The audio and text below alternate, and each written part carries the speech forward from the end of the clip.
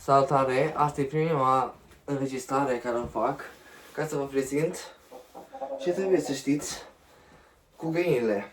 Iarna nu fac multe ouă și aici am găsit deja 2 ouă. Și lucrurile astea, hai să vă dovedesc.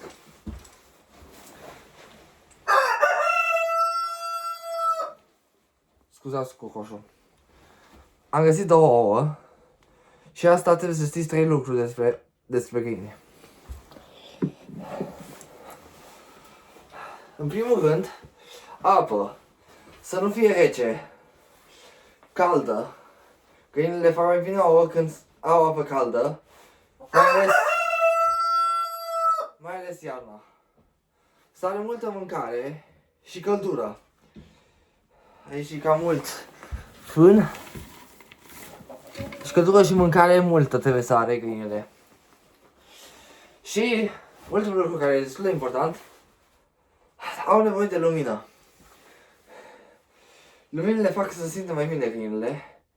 Și asta, de ea mai ales doar iarna să faceți chestiile astea pentru găini. Deci dacă aveți găini, e foarte bine să ai apă caldă, mâncare și căldură și lumină, mai ales iarna. Aici a fost Leopard cu voi, Leopard Expert. Și ne vedem.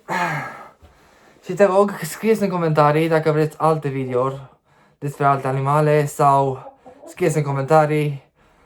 Abonați-vă, m-a ajutat foarte mult.